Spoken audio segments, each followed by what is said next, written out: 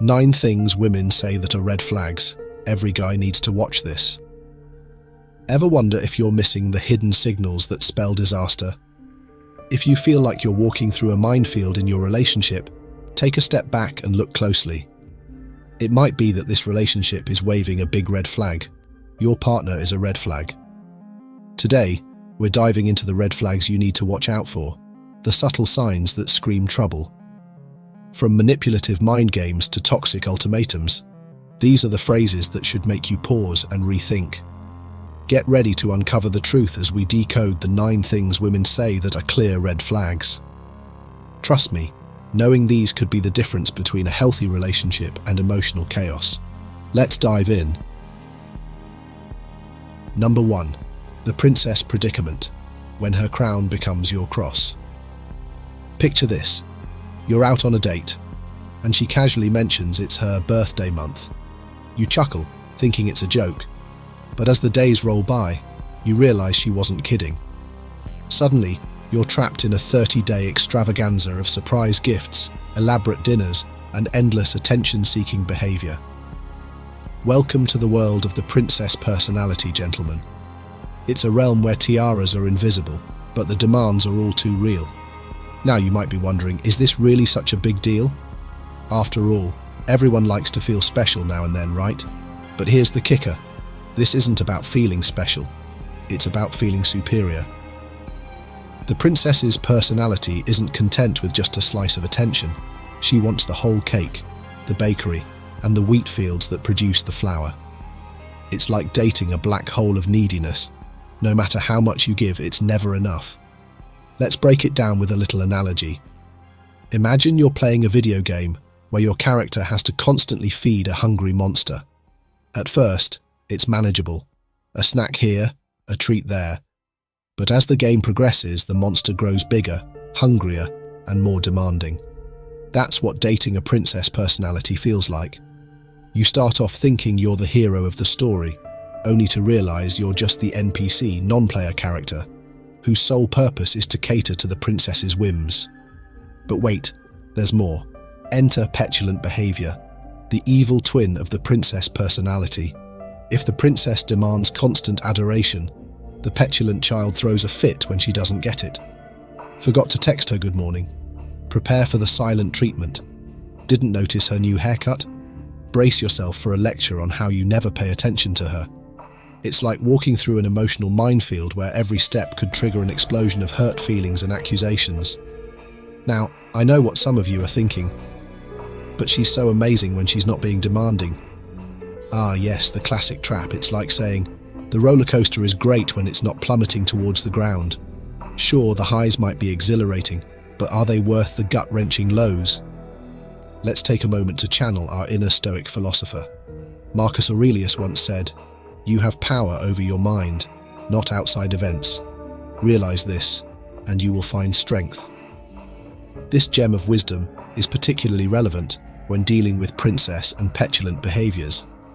You can't control her actions or demands, but you can control how you respond to them. The question is, do you want to spend your life constantly reacting to someone else's whims, or do you want to be the author of your own story? Here's the harsh truth, fellas. A relationship with someone exhibiting these behaviors is like trying to fill a leaky bucket. No matter how much you pour in, attention, gifts, compliments, it'll never be enough because the problem isn't the amount you're giving. It's the fact that she can't retain it. Her self-worth is so externally dependent that she needs a constant influx of validation just to feel okay. So, what's a guy to do? First, recognize these behaviors for what they are. Red flags waving so hard they could generate wind power. Second, understand that you're not responsible for someone else's happiness or self-esteem. And finally, ask yourself, do you want a partner or a dependent? Because make no mistake, that's what you're signing up for with a princess or petulant personality. Remember, a healthy relationship should feel like a tennis match, not a one-man juggling act. It's about give and take, not give and give some more. If you find yourself constantly walking on eggshells, terrified of triggering the next meltdown or disappointing Her Highness, it's time to take a step back and reevaluate. In the end, the choice is yours. But ask yourself this: do you want to spend your life as a servant in someone else's kingdom, or do you want to build an empire together as equals? The answer to that question might just save you from a lifetime of emotional servitude. Choose wisely, gentlemen. Your sanity and your wallet will thank you. Before we jump into the next lesson, here's a shocking stat. 98% of customers don't leave comments or hit the like button. If you found lesson number 1 helpful, drop a comment saying useful and smash that like button to show your support. We truly appreciate you.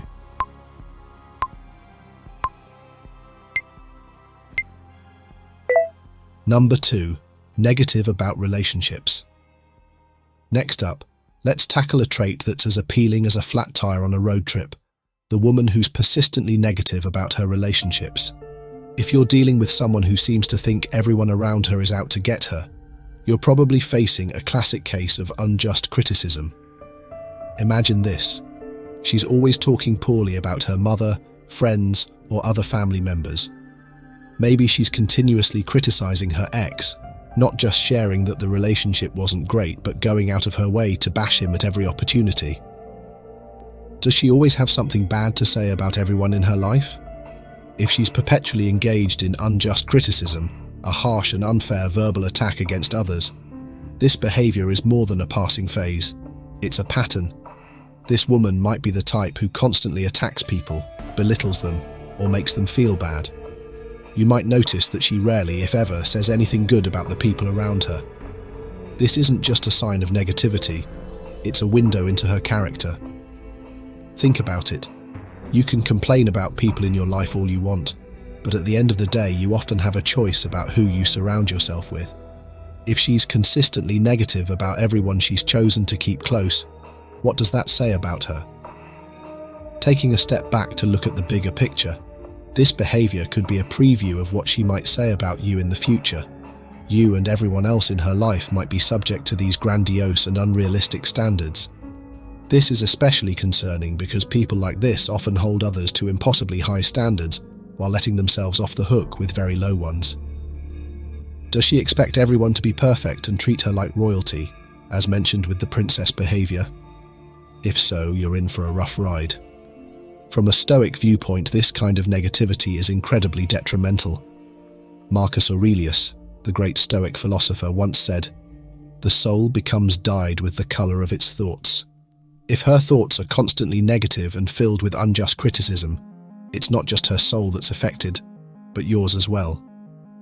Being around someone who perpetually sees the worst in others can drain your energy and spirit, leaving you feeling more pessimistic and less motivated. This behavior often indicates deep-seated insecurities. By tearing others down, she's attempting to elevate herself, but this is a fleeting and hollow victory. Constantly criticizing others reflects a lack of self-confidence and an inability to find self-worth from within. Lastly, consider her behavior towards people she doesn't know. Does she badmouth strangers online, critique random photos with unkind comments, or generally act like a mean girl? If she's spreading negativity about people she's never met, it's a clear sign that this behavior isn't limited to her inner circle. This is not the kind of person you want in your life. Number 3. The Manipulator. A little survey for you. What do you do when she tries to control you? Comment 1. Walk away, be free. Comment 2. Be patient and endure.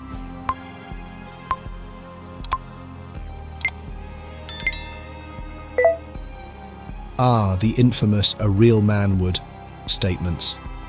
This particular red flag is like a neon sign flashing manipulation ahead. When a woman starts her sentences with "a real man would" and fills in the blank with demands like "wouldn't care about my body count," "would buy me a Birkin bag," or "would fly me out to Cabo," it's time to hit the brakes and reevaluate. Let's break this down. These statements are problematic because they set arbitrary and often materialistic standards for what it means to be a real man. In reality, being a real man, or a real person for that matter, isn't about meeting someone's unrealistic or superficial demands. It's about integrity, respect, and mutual support in a relationship. When a woman uses phrases like these, she's essentially saying that unless you conform to her specific desires or actions, you're not worthy or deserving of her attention. This leads directly into another common manipulative phrase. If you really liked me, you would. Again, this is a setup. By framing it this way, she's making your affection conditional on fulfilling her demands. This is not only silly, but also incredibly manipulative. Think about it. Insinuating that you're not a real man because you don't buy into her every whim or agree with her every opinion is a classic manipulation tactic.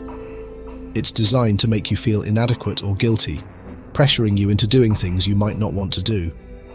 This kind of talk is a power play, aimed at controlling your behavior by questioning your masculinity or worth. Consider the kind of person who frequently uses such language.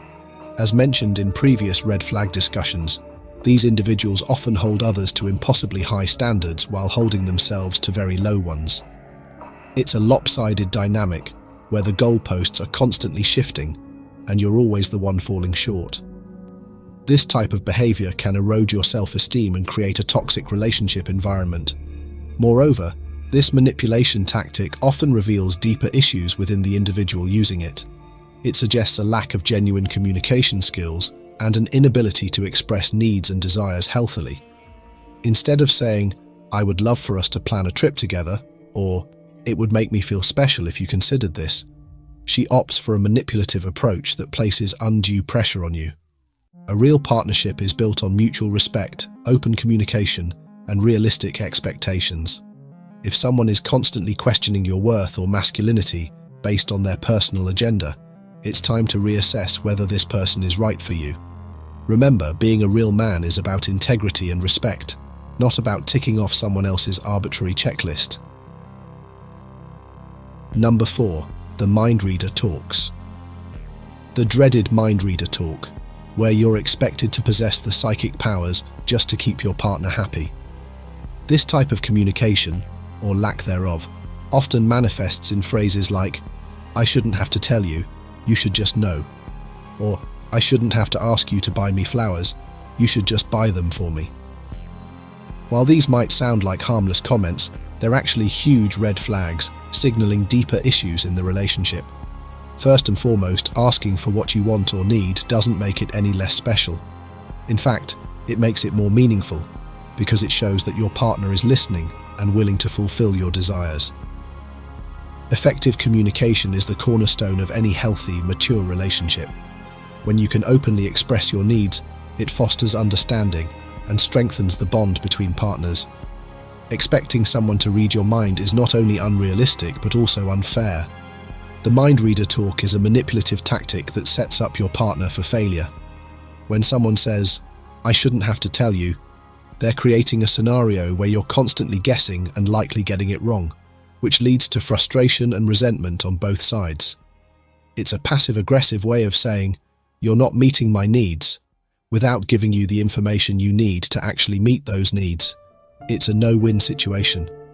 Another classic phrase in this category is "it's fine" or "I'm fine," when it's blatantly obvious that everything is not fine. This is often dismissed as a cliché or a joke. "That's just women," or "women say the opposite of what they mean." However, this is a serious red flag indicating a breakdown in communication. When someone can't or won't express what's really bothering them, it creates a breeding ground for misunderstandings and unresolved issues. This lack of direct communication is not conducive to a healthy relationship and often leads to deeper emotional disconnects. In a healthy relationship, partners should feel comfortable expressing their feelings and needs without fear of judgment or retribution. Effective communication involves both partners actively listening and responding to each other's needs. It's about creating a safe space where both people feel valued and heard. To put it simply, no one should expect their partner to read their mind. It's not romantic, it's unrealistic and unfair.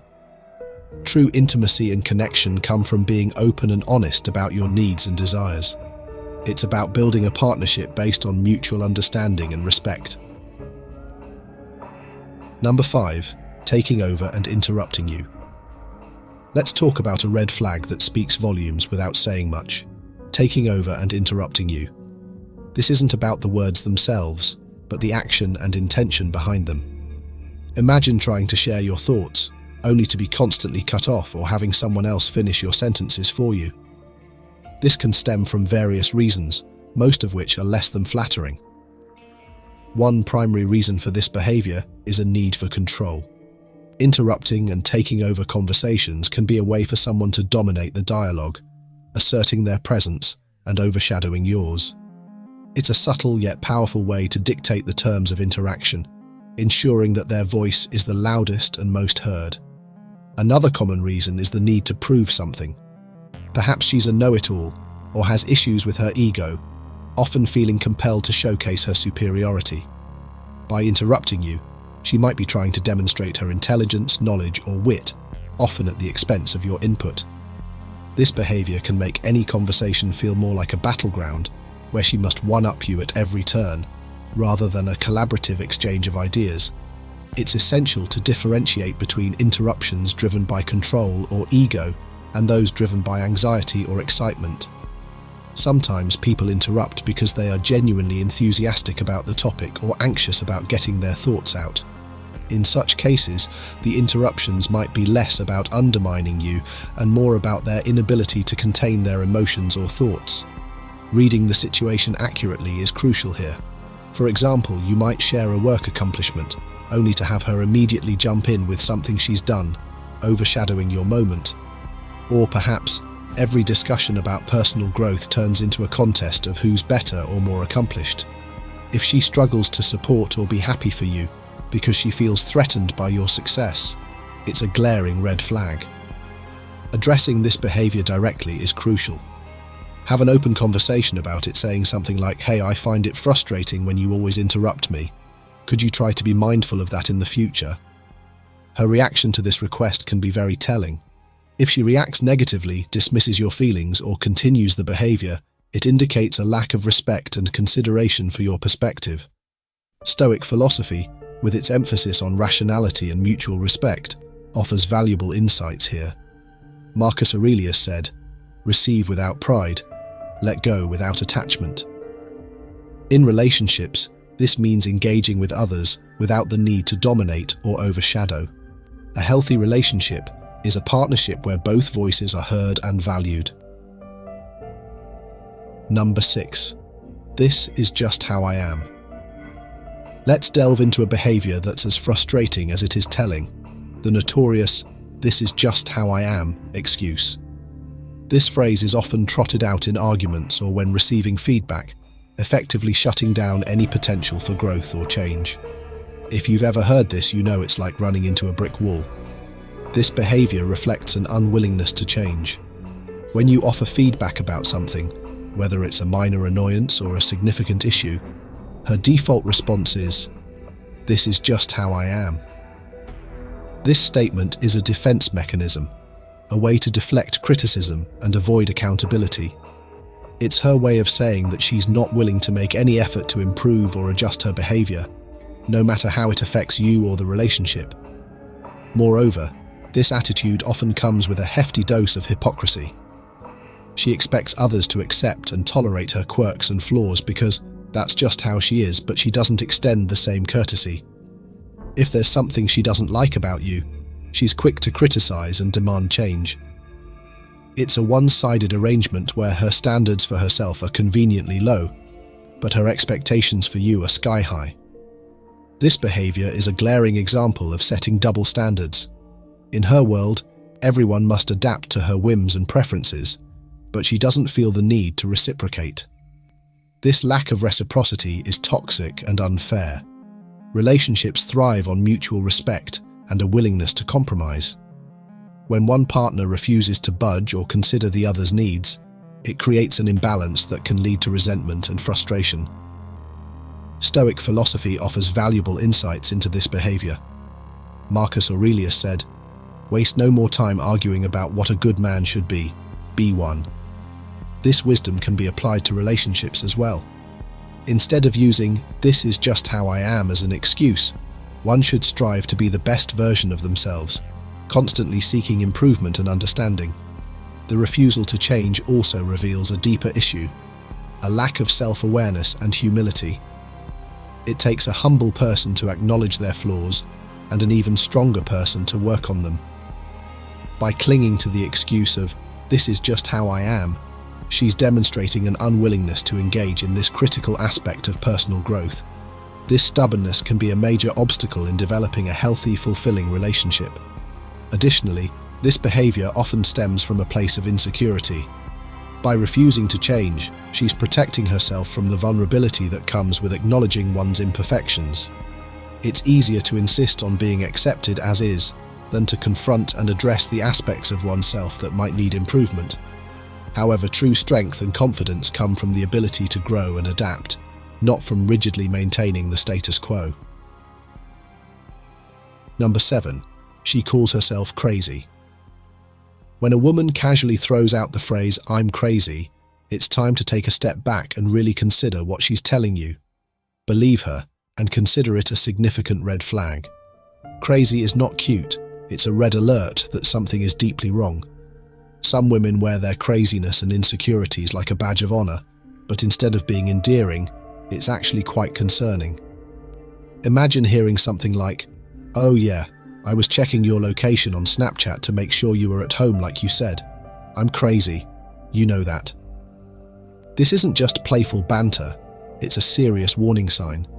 Constantly monitoring your whereabouts or engaging in obsessive behavior indicates deep-seated insecurities and a lack of trust. It's not just about her being quirky or fun, it's about an unhealthy need to control and monitor you. Let's break this down. Many people, both men and women, experience insecurities in relationships. It's a part of human nature. However, there's a significant difference between feeling insecure and using those insecurities to justify erratic or harmful behavior. Everyone has had moments they aren't proud of in past relationships. Maybe you felt jealous or acted out of character. But bragging about these moments, especially on social media platforms like TikTok, is a troubling trend. Posting videos about slashing tires, throwing things off balconies, or engaging in other crazy antics might get views, but it's not something to be proud of. When people flaunt their crazy behavior, it's often a cry for attention and validation. They're looking to fill an internal void with external approval. This kind of behavior points to a significant lack of confidence and security. For a relationship to be healthy, both partners need to feel secure within themselves and the relationship. If she's feeling insecure, she needs to work on that independently before she can have a healthy, balanced relationship with you. If her insecurity stems from something within your relationship, it's crucial to address it directly. First, examine your behavior. Have you done anything to contribute to her feelings of insecurity?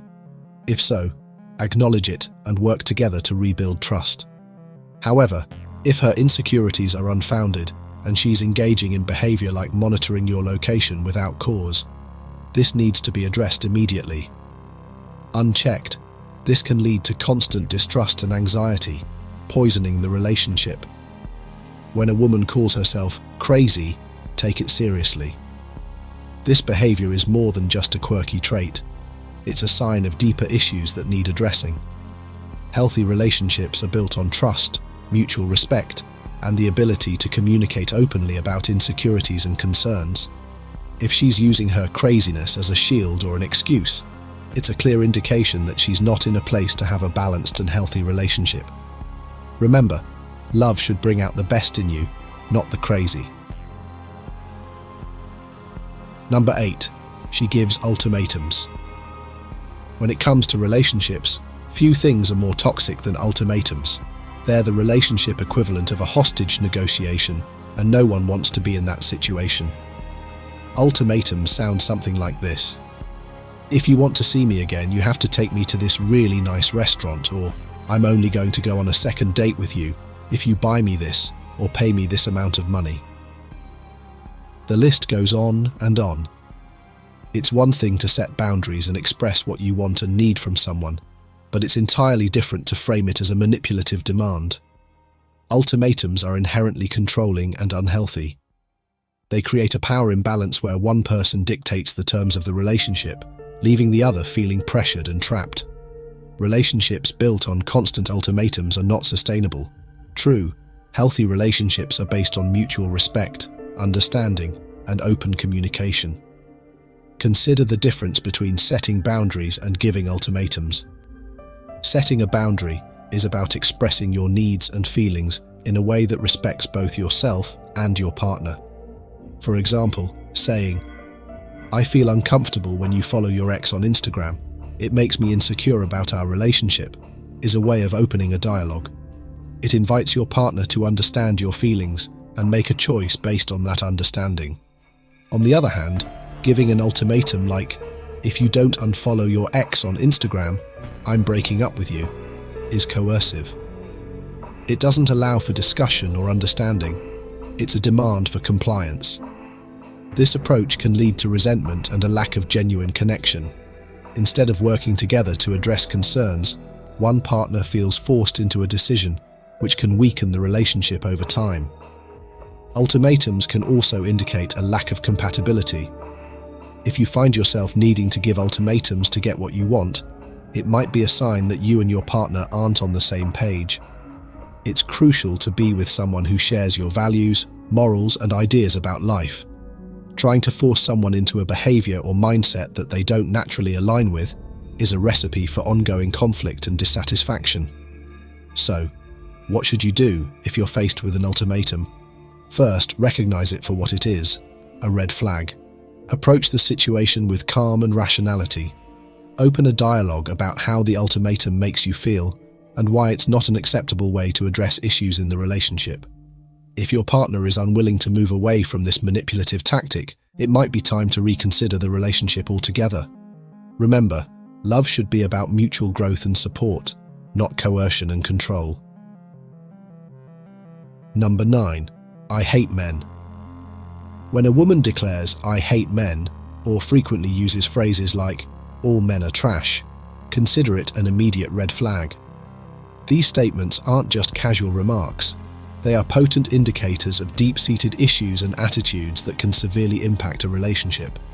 Let's break down why these statements are problematic. First and foremost, such sweeping generalizations reflect a profoundly negative and biased mindset.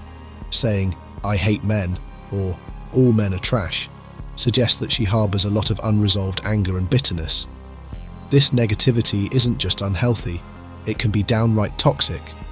Imagine the scenario. You've just had a minor disagreement, and instead of resolving it calmly, she resorts to, "See, this is why I hate men." Such a response is not only unhelpful, but also damaging. It shuts down any possibility of constructive dialogue and reinforces negative stereotypes, which can lead to a toxic cycle of conflict and resentment. These statements are the alpha warning signs, the neon red flags that signal significant emotional baggage. They suggest that she's likely carrying a lot of past trauma or disappointment, which she hasn't dealt with constructively. Instead of working through her issues, she's projecting them onto all men, painting everyone with the same broad brush. This kind of thinking is not only unfair, but also unrealistic. Consider the implications of being in a relationship with someone who holds such views. If she thinks all men are inherently bad, how does that affect her view of you? No matter how much you try to prove yourself different, you'll always be fighting an uphill battle against her preconceived notions.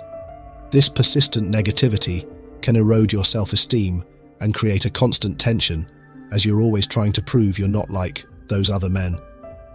Stoicism, with its emphasis on rational thought and emotional resilience, offers a counterpoint to this destructive mindset. Marcus Aurelius advised, "Reject your sense of injury, and the injury itself disappears."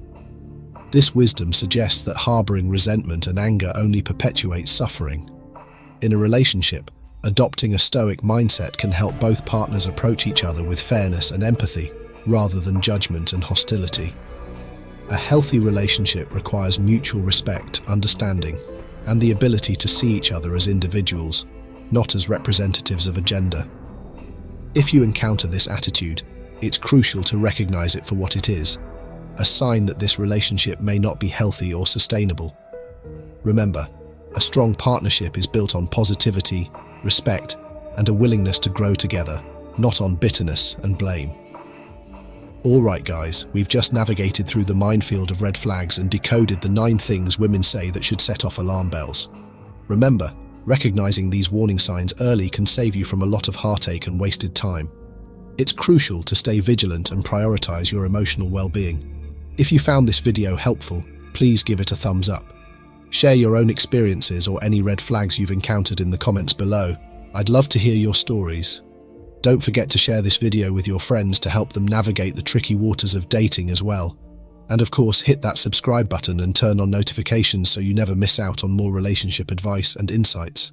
Thanks for watching, and until next time, take care and stay smart in your dating journey.